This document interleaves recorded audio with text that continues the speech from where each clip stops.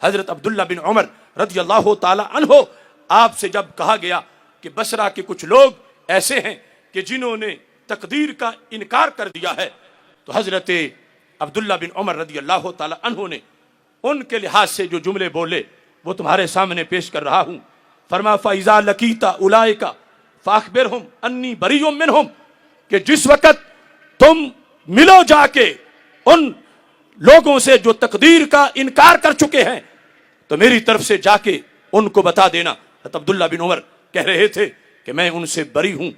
لو ان لأحدہم مثل احد ذهب فانفقه ما قبل اللہ حتی یؤمن بالقدر، فرما ان میں سے اگر کسی کے پاس احد پہاڑ جتنا سونا ہو اور وہ تقدیر والے ایمان کی جگہ پیش کرنا چاہے قیامت کے دن کہ رب وہ غلطی معاف کر دے، یہ فدیہ قبول کر لے، اللہ کہے گا تو نے بہت تھوڑا ریٹ لگایا ہے اپنے تقدیر والے ایمان کا۔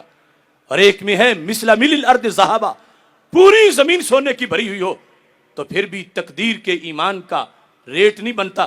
تو یہ تو ایک شعبہ ہے ایمان کا، پورا ایمان کتنا قیمتی ہوگا۔ تو اس بنیاد پر آج اگر کوئی کفر و شرک میں پھنسا ہوا انسان سونے کے محل میں بھی بیٹھا ہو، وہ دھتکارا ہوا ہے، اور دوسری طرف مسلمان کٹیا میں بھی بیٹھا ہوا ہو، یہ نوازا ہوا ہے اس واسطے کہ ہمارے دل میں جو نور اسلام ہے اس کی اللہ کے ہاں اتنی قدر و قیمت ہے۔ کل قیامت کے دن معلوم ہوگا کہ خالق کائنات جل جلالہ نے ہمیں اسلام سے نواز کے کس قدر ہم پہ فضل کیا ہے اور کس قدر ہم پہ کرم فرمایا ہے۔ میں ضمناً یہ بات بھی واضح کرنا چاہتا ہوں، ایک ہے اسلام، ایک اہل سنت، ایک ہے مسلم ہونا، ایک ہے سنی ہونا۔ ہم یہ دونوں آئیڈینٹیٹیز، دونوں تعارف، ان کو ضروری سمجھتے ہیں۔ جیوز، کرسچن، یہود و نصارہ کے مقابلے میں، ہندوؤں سکھوں کے مقابلے میں ہماری پہچان اسلام ہے، اور اسلام کی چھتری کے نیچے گھسے ہوئے 2 نمبر لوگوں کے مقابلے میں ہماری پہچان اہل سنت و جماعت ہے۔ لوگ آج کہتے ہیں جمعہ ہی پڑھنا ہے جہاں پڑھ لیں، بچے ہی پڑھانے ہیں جہاں پڑھا لیں، درس ہی سننا ہے جس کا سن لیں۔ صحیح مسلم میں مقدمہ کے اندر امام مسلم نے یہ لکھا ہے کہ حضرت ابن سیرین بہت بڑے تابعی ہیں، ان کے زمانے کے اندر کی یہ صورتحال ہے۔ حضرت ابن سیرین کہنے لگے کہ لم یکونوا یسألون عن الاسناد، پہلے جب کوئی حدیث بیان کرتا تھا ہم سند پوچھتے ہی نہیں تھے، سر جھکا دیتے تھے کہ چونکہ حدیث بیان کر رہا ہے ہم سر جھکا دیتے تھے۔ کہتے ہیں اب کیا ہے؟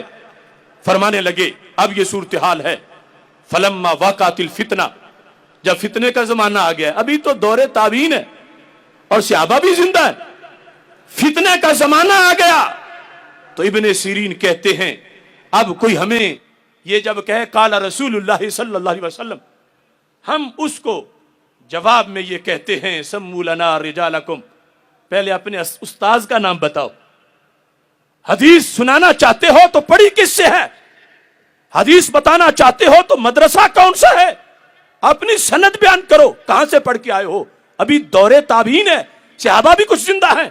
ابن سیرین کہتے ہیں اب صورتحال یہ ہے فَيُنْظَرُ إِلَىٰ أَهْلِ السُّنَّةِ، اب ہم ہر کسی کی حدیث نہیں سنتے، صرف سنی کی زبان سے حدیث سنتے ہیں۔ آج پلپلے لوگ، صلح کلیت والے یہ کہنا شروع ہو گئے کہ امام احمد رضا بریلوی نے کوئی شدت اختیار کی۔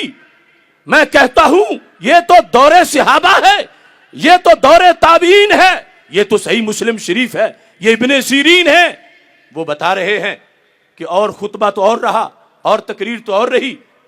جب کوئی یہ کہتا ہے قال رسول اللہ صلی اللہ علیہ وسلم، سرکار کی حدیث بیان کرنا چاہتا ہے، تو ہم یہاں بھی چھان بین کرتے ہیں، ہم یہاں بھی چیک کرتے ہیں کہ سنانے والا کون ہے، سنی کس سے تھی، استاذ کون ہے۔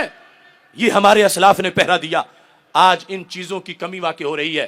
ہماری ساری قوت مسلک سے ہے، ہماری ساری قوت اعتقاد سے ہے۔